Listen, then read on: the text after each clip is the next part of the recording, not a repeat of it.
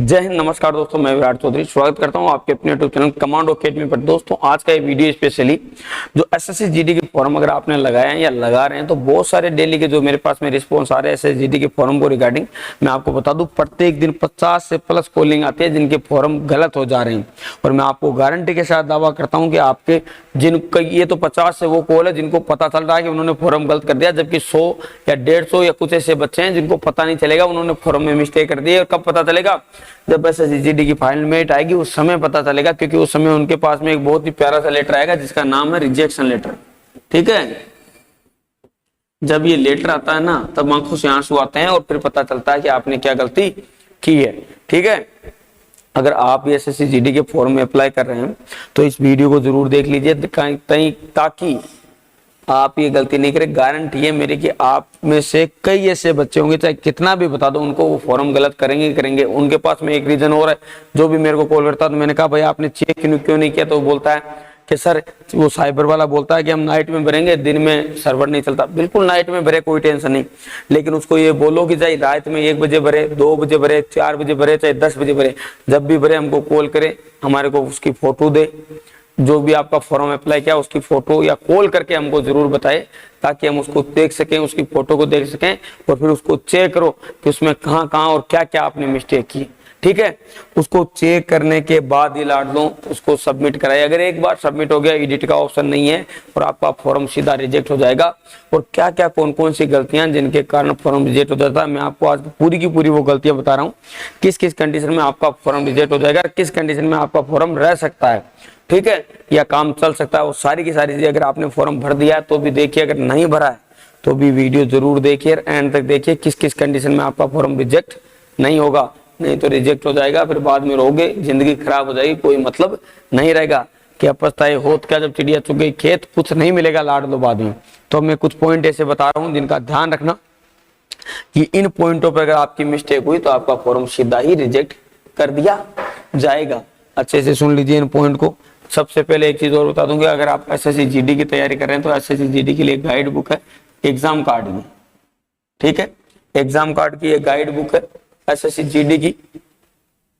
अगर आप लेना चाहते हैं, ऑल इन वन बुक है, ऑल इन वन ये बुक है, ऑल इन वन, जिसको आप ले सकते हैं। लिंक डिस्क्रिप्शन में दिया हुआ, कमेंट बॉक्स में पिन भी है, इसको आप ले सकते हैं लाड लो। अब मैं आपको बताता हूं कि किस कंडीशन में आपका फॉर्म रिजेक्ट हो सकता है। देखिए कौन से नियमों में आपका फॉर्म रिजेक्ट हो जाएगा। पहला, सबसे पहले आपका नाम, अगर आपने अपने नेम में ही मिस्टेक कर दी तो जब आपकी मार्कशीट वेरीफाई होगी उस समय आपको समस्या का सामना करना पड़ेगा और इस कंडीशन में आपका फॉर्म रिजेक्ट हो सकता है, ध्यान रखना। दूसरा, आपकी डेट ऑफ बर्थ DOB, इसमें अगर कोई भी मिस्टेक पाई गई कम या ज्यादा, उस कंडीशन में आपका फॉर्म 100% रिजेक्ट हो जाएगा। तीसरी, 10th क्लास मार्कशीट, अगर इसमें कोई भी गलती पाई गई तो आपका फॉर्म सीधा का सीधा रिजेक्ट हो जाएगा, आपको एक मौका भी नहीं मिलेगा, यह ध्यान रखना। चौथी, इसके अलावा डेट ऑफ बर्थ हो गई, आपकी रोल नंबर, अगर आपने रोल नंबर, बहुत सारे बच्चे क्या करते हैं उसके आगे 0 लगा देते हैं, पॉइंट लगा देते हैं।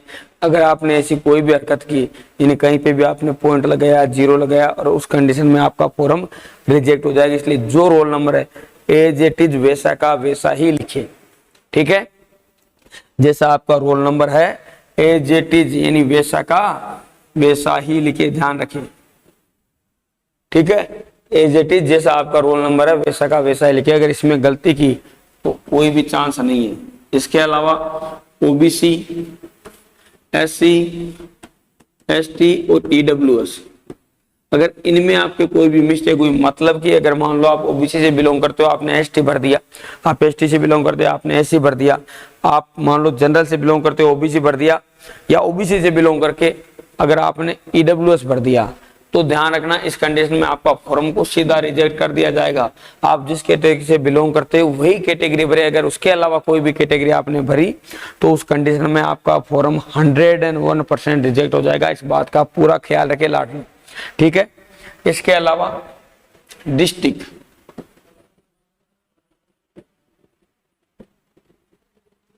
अगर आपने डिस्ट्रिक्ट, मान लीजिए आपका डिस्ट्रिक्ट नक्सल में आता है या बॉर्डर में आता है या जनरल में आता है, ये बात आपको क्लियर होनी चाहिए। आपको बात क्लियर कैसे होगी? तो नोटिफिकेशन उसमें बॉर्डर डिस्ट्रिक्ट और नक्सल डिस्ट्रिक्ट की एक लिस्ट दी गई है। अगर उस लिस्ट में नाम है तब तो आपको वही भरना है जिस लिस्ट में नाम है। अगर नाम नहीं है उस लिस्ट में तब आपको जनरल डिस्ट्रिक्ट भरना है। अब अगर मानिए आप बिलोंग करते हो जनरल डिस्ट्रिक्ट से, अगर आपने नक्सल से अप्लाई कर दिया या बॉर्डर से अप्लाई कर दिया तो उस कंडीशन में आपका फॉर्म सीधा सीधा क्या हो जाएगा? रिजेक्ट हो जाएगा। इस बात का ध्यान रखें। इसके बाद में आपके माता पिता का नाम, ठीक है, माता पिता का नाम। अगर आपके माता पिता के नाम में कोई भी मिस्टेक हुई इस कंडीशन में फॉर्म तो रिजेक्ट नहीं होता है, लेकिन हाँ आपके लिए परेशानी बन जाएगी लास्ट में जाकर, क्योंकि आपको फिर 5 या 6 या 7 दिन का समय दिया जाएगा। इसके लिए एफिडेविट लगाने पड़ेंगे कई बार। जब आपका फिजिकल होगा उस समय डॉक्यूमेंट वेरिफिकेशन में आपको एफिडेविट लगाना पड़ेगा।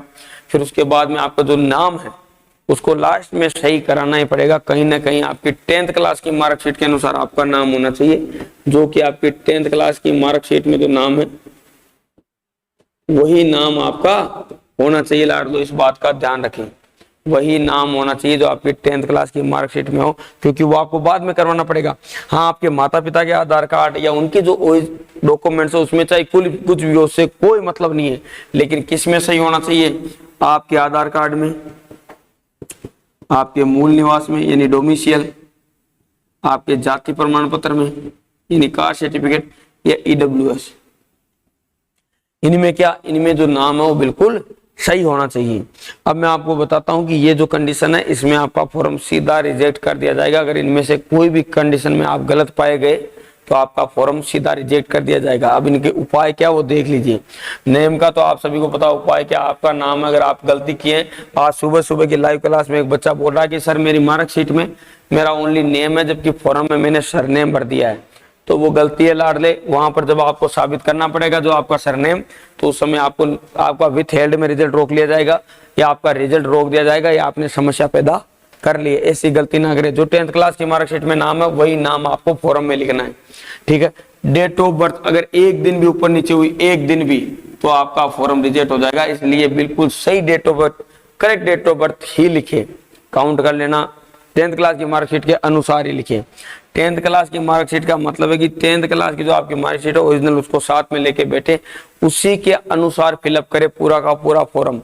उसके अनुसार कहीं पे भी मिस्टेक की, माता पिता का नाम या आपका खुद का नाम या आपकी डेट ऑफ बर्थ या आपके रोल नंबर, आपके एनरोल नंबर, वो सब उसी के अनुसार भरे जाएंगे। तो उसमें कहीं पे भी किसी भी प्रकार की कोई भी प्रॉब्लम नहीं होनी चाहिए। उस कंडीशन में आपका फॉर्म सही हो जाएगा। ईडब्ल्यूएस, एसटी, ओबी, एसबीसी या जनरल, ठीक है, आप जिस भी कैटेगरी से बिलोंग करते हो तो उसी कैटेगरी से, जिस कैटेगरी से आप बिलोंग करते हो उसी कैटेगरी से आपको क्या करना है? फॉर्म अप्लाई करना। अगर आपने गलती से ऊपर या नीचे, मान लो आप एसटी से बिलोंग करते हो और आपने ऐसी लिख दी, आपने आरक्षण तो कम लिया है लेकिन फिर भी आपको नुकसान होगा, आपका फॉर्म रिजेक्ट हो जाएगा, पहले बता रहा हूं। या मान लो कि अगर कोई एसटी से बिलोंग करता है ओबीसी लिख दिया तो भी फॉर्म रिजेक्ट हो जाएगा। आप इनमें से जनरल में जा सकते हो, यानी जनरल लिख सकते हो। अगर आप चाहो तो जनरल से फॉर्म भर सकते हो, इन किसी भी कैटेगरी से होते हुए भी। लेकिन उसके लिए जो आपका आय का है वो आयु है वो 18 से 23 साल होना चाहिए। लाड में कितना होना चाहिए? 18 से 23 साल ही होना चाहिए। अब आपका डिस्ट्रिक्ट के बारे में आपको बता दूं कि आपका जो भी डिस्ट्रिक्ट है, चाहे नक्सल है, बॉर्डर या जनरल डिस्ट्रिक्ट है, तो ध्यान रखना आप जनरल डिस्ट्रिक्ट से तो भर सकते हो लेकिन नक्सल और बॉर्डर से नहीं भर सकते। इसका पता करने के लिए एसएससी जीडी की जो नोटिफिकेशन है उसका लास्ट वाले पेज देखें, वहां पर नक्सल और बॉर्डर डिस्ट्रिक्ट की पूरी लिस्ट दी गई है, तो आप एक बार जाके उसको जरूर चेक कर ले। माता पिता का नाम में ज्यादातर जो प्रॉब्लम आ रही है वो आ रही है सरनेम में। जो माता पिता का सरनेम है आपके 10th क्लास की मार्कशीट में या तो होगा या नहीं होगा, उनके डॉक्यूमेंट्स में होगा या नहीं होगा, इस प्रकार से प्रॉब्लम आ रही है। तो जितने भी माता पिता के आपके नाम में प्रॉब्लम है, आपके जो डॉक्यूमेंट्स है उनमें 10th क्लास की मार्कशीट के अनुसार करा लीजिए। यानी आपका आधार कार्ड हो गया, मूल निवास हो गया, जाति और ईडब्ल्यू से बना रखा है, तो उसमें आप डॉक्यूमेंट्स में क्या होना चाहिए? माता पिता का नाम वही होना चाहिए जो आपके 10th क्लास की मार्कशीट में होना चाहिए। यानी अकॉर्डिंग टू 10th क्लास की मार्कशीट। अगर इन कंडीशन में से आपने किसी में भी गलती की, हाँ एक बहुत सारे बच्चे बोल रहे हैं कि सर फर्स्ट चॉइस, तो फर्स्ट चॉइस में तो आपको ऑप्शन मिला हुआ है, तो उसमें तो कोई पंगा है ही नहीं फर्स्ट चॉइस देने में कि कौन सी फर्स्ट चॉइस दे। या अब अदर स्टेट का एक पंगा हो रह जाता है कि सर अदर स्टेट का फॉर्म, तो अदर स्टेट के लिए उसमें एक ऑप्शन दे रखा है, उस ऑप्शन पे आपको क्लिक करना है, फिर वहां से स्टेट सेलेक्ट करना है। अदर स्टेट की वजह से फॉर्म रिजेक्ट नहीं होगा, ये ध्यान रखना। अदर स्टेट की वजह से फॉर्म तो रिजेक्ट नहीं होगा, लेकिन जरूरी नहीं कि आपको वहां के आरक्षित सीटों में आरक्षित सीटें मिले, या मतलब वहां की कट ऑफ के अनुसार आपकी मेरिट रहे। नहीं, उनकी कट ऑफ के अनुसार आपकी मेरिट नहीं रहेगी, ध्यान रखना। आप सोच रहे हो छत्तीसगढ़ में मेरिट 40 जाती है, ये आंध्रा में 40 जाती है, तो आपकी भी 40 रहेगी। नहीं, ऐसा नहीं है। वहाँ कुछ लिमिटेड सीटों पे आपको आरक्षित किया जाता है, उन पे कंपटीशन होता है लाडलो। तो अगर आपके ये कोई भी इनमें से प्रॉब्लम है, अगर हो गई है, तो फिर तो एडिट का ऑप्शन अगर एसएससी देती है तो सुधर सकता है, बाकी अन्यथा नहीं। अगर आपने फॉर्म नहीं भरा तो इनमें गलतियां नहीं करना चाहिए। साइबर वाला अगर रात में भी फॉर्म भरे, उसको बोलो रात में भी आपको फोटो लेके दे, स्क्रीनशॉट लेके दे, प्रिंट लेके दे उस पेज का, ताकि आप एक बार चेक कर उसको, रात में जग लेना। एक दिन से नींद अगर नहीं भी लोगे ना 1-1.5 घंटा, तो कुछ नहीं होगा, मौका ही नहीं मिलेगा पेपर में बैठने का, तो क्या फायदा। सबसे इंपॉर्टेंट चीज सिग्नेचर, आपके जो सिग्नेचर है वो अभी जो भी आप सिग्नेचर कर रहे हो वही सिग्नेचर होने चाहिए पूरे के पूरे एसएससी जीडी एग्जामों में। मान लो ये सिग्नेचर आपने किए हैं, ये सिग्नेचर होने चाहिए अभी के फॉर्म पे। उसके बाद में जहां पे भी आप एग्जाम देने जाओ, फिजिकल देने जाओ, मेडिकल देने जाओ, एक जैसा ही सिग्नेचर करना है। कई बार क्या होता है फिंगरप्रिंट मिसमैच हो जाते हैं, बहुत सारे बच्चों के फिंगरप्रिंट नहीं आते, तो उस कंडीशन में फोरेंसिक जांच होती है किसकी, सिग्नेचर की। अगर आपका सिग्नेचर ही गलत हुआ अलग अलग जगह, तो फिर तो आपका कोई रोक नहीं सकता, सीधा आपका रिजल्ट विथहेल्ड में रोक के रिजेक्ट कर दिया जाएगा। अगर आपके सिग्नेचर मैच हो गए, तो आपके फिंगरप्रिंट नहीं भी मैच हुए, तो भी आपको कहीं ना कहीं एक गुंजाइश देके विथहेल्ड में रिजल्ट रोक के फोरेंसिक जांच के बाद में आपका रिजल्ट बन जाएगा। इसलिए सिग्नेचर एक ही रखे, पिट सिग्नेचर कर ले और उसी को नोट कर ले कि कौन सा सिग्नेचर आपने किया, चाहे इंग्लिश में करो और चाहे हिंदी में। एक चीज और सबसे इंपॉर्टेंट कि आपकी फोटो पर डेट, फोटो पे डेट लिखी हुई होनी चाहिए। फोटो का बैकग्राउंड कैसा हो ये क्लियर नहीं है, चाहे कैसा भी हो, उससे कोई प्रॉब्लम नहीं है, लेकिन फोटो के ऊपर डेट हमेशा लिखी हुई होनी चाहिए। अभी की जो डेट है उसमें लिखा हुआ उसके अनुसार, यानी आप जिस दिन फॉर्म भरो उससे 1-2 दिन पहले की आपकी डेट होनी चाहिए, उतनी ही 1-2 दिन पहले या 4 दिन पहले की आपकी फोटो होनी चाहिए लाडलो। अगर इनमें आपने कहीं गलतियां की तो आपका फॉर्म रिजेक्ट हो जाएगा। इनमें सावधानी बरती तो फिर कोई प्रॉब्लम नहीं होगा। जय हिंद, जय भारत लाडलो।